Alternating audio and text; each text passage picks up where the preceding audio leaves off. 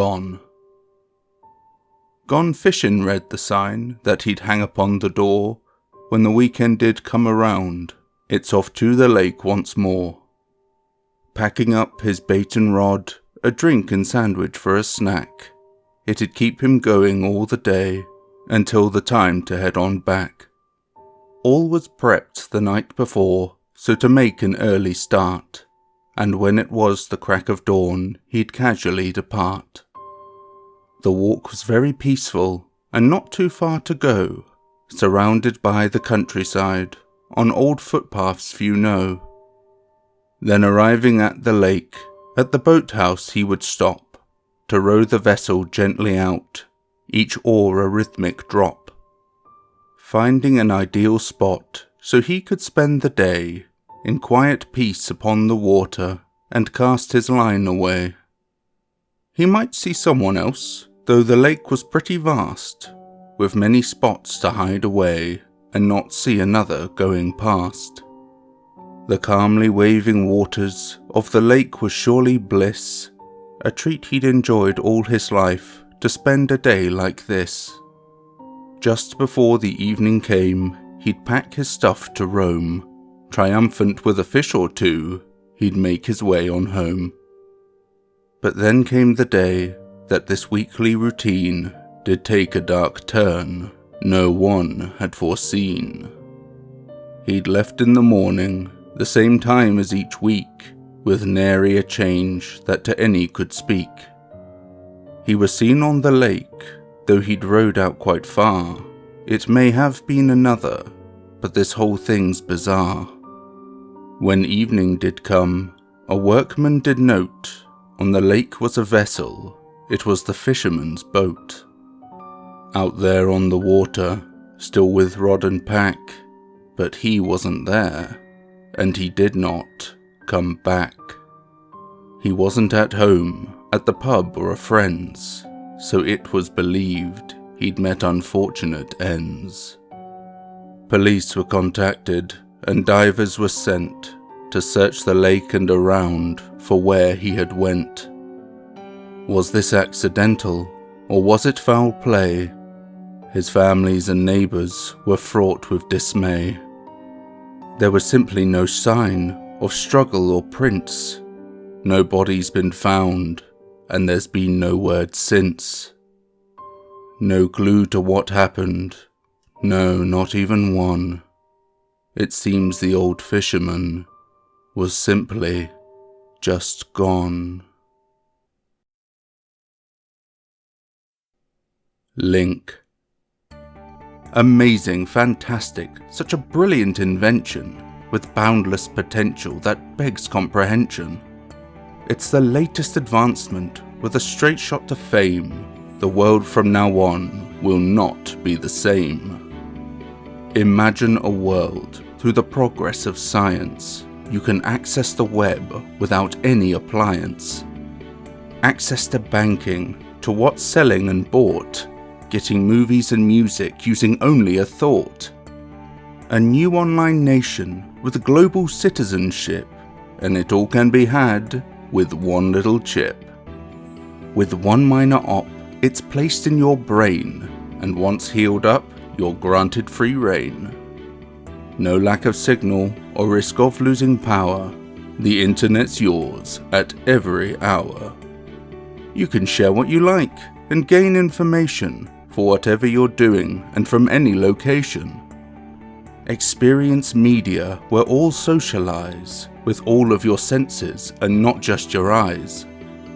It's the next biggest thing that the users shall revel, connecting each person on a whole other level.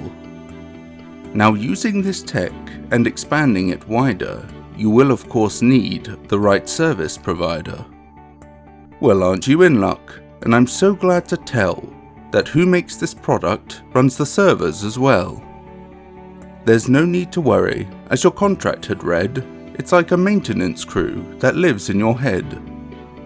They'll monitor visits to sites you frequent and record your behaviour, what makes you content.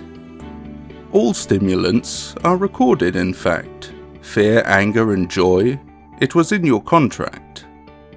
Now you may be upset at this revelation, but before you react, I urge some hesitation. The chip will as well help you to keep calm, should you get out of hand or mean to cause harm. At the flick of a switch, you'll be brought to a pause, like taking a nap, but the chip is the cause. It's built in them all and connects every mind. You'll be easy to access and easy to find. The whole human race perfectly in sync. Someday we all will be a part of the link. Charm. Some are born with it, and others not so much. The ability to hold a room, it takes a certain touch. Using only wit and intellect, and good looks couldn't hurt. These people stand out from the rest, but in a way that's not overt. It's confidence, but more than that. It has a certain suave allure, the kind that breaks down one's defense, to excite and reassure. This is her game, it's how she succeeds, to talk her way out, or into what she needs. She'd walk into a party, in a dress to catch the eye. She's the envy of each woman, and the desire of each guy. A glass of red within her touch, of which she'd savour every sip, and close her eyes from when it came to when it left her lip. Her knowledge is impressive, holding court with simple ease, and any chance she could learn something new was opportunity to seize. An oddly humble lady, both funny and mature, it certainly helped to soften those who felt towards her insecure.